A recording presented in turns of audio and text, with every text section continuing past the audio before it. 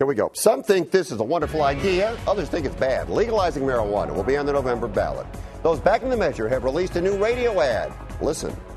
A message about cannabis from former Sheriff's Deputy Jeffrey Studdard. Cops support Tax Cannabis 2010, the initiative to control and tax cannabis. It will provide billions to fund what matters and allow police to focus on violent crime.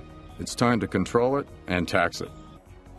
Well, the law would allow people over the age of 21 to possess up to an ounce of pot. Yes, it would generate billions of dollars in tax revenue. If you ask the LA Sheriff's County, the LA County Sheriffs, or the LAPD, they would tell you they hate the idea. You think people should be allowed to light it up, Deborah? Absolutely. Let me tell you something. Cigarettes do more damage than cannabis, number one. Alcohol does as much damage when it comes to cigarette smoking, depending upon who abuses it. But knowing that we are suffering here in California as far as revenue is concerned, knowing that the state right now is in crisis, knowing that the city of Los Angeles itself is in crisis, it makes sense. Because, yes, there are those who are going to abuse it anyway. Why have to run around the streets and get it when legally a municipality can be able to tax you for it, a state can tax you for it, a government can tax you for it? That cannot be the reason. That cannot be the reason to do it. I'm not saying it's the only reason. I'm not saying it's the only reason. For those that medically need medical marijuana, that's wonderful. But most people, if they want it, they're going to get it anyway. They have been getting it illegally for the longest period of time. And again, we always tend to want the things that are illegal.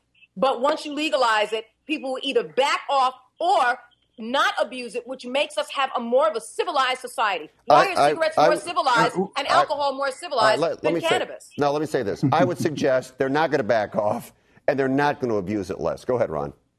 Yeah, the money thing is a straw man argument.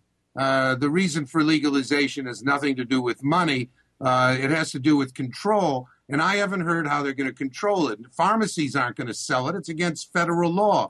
They're not going to take on that liability. So we're back to the 1,000 pot shops in L.A. The dealer around the corner who's got a good business and a clientele, he's going to pay tax on it? I don't think so. He's going to undercut on price when you're taxing it.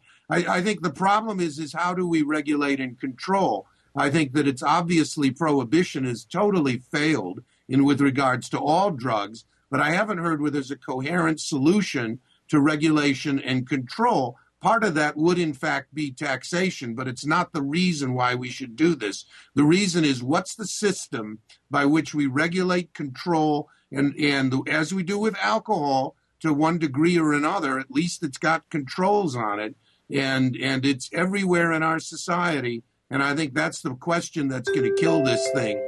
So you think it'll get killed, Ron? You don't think people will vote it in?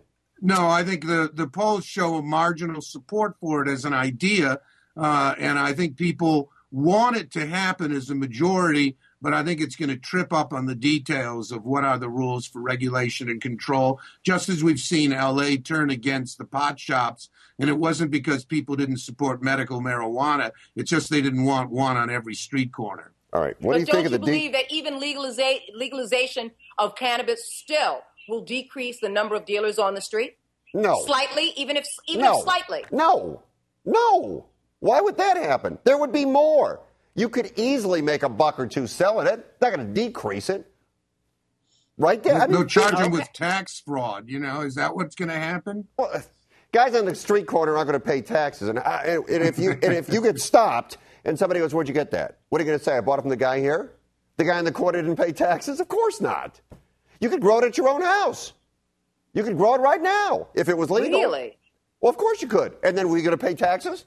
You going to sell it to yourself and pay taxes? No, I don't think so. I don't think it'd make it any worse. Would you like a plant as a housewarming? Are you offering that, Deborah? All right, maybe. Let's move on. Isn't it adorable to see little kids in plays? There's a certain charm and innocence to it. And is there anything more charming or innocent than watching young children perform Scarface? You want to fudge with me? You're fudge, you the best. Want to play with? Say hello to my little friend. Take that, you cockroaches.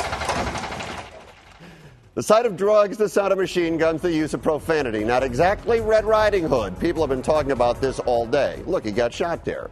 Looks like a school play, but it's not. It was set up by a producer, and if he wanted attention, he certainly got it. Creative idea with kids or crossing the line, Ron? Hey, the kids are great actors in this thing. You got to admit, And I don't know about you, but when I was a kid, we played Cowboys and Indians, Cops and Robbers, Bang, Bang, You're Dead. People dropped dead all the time. It was all part of the play.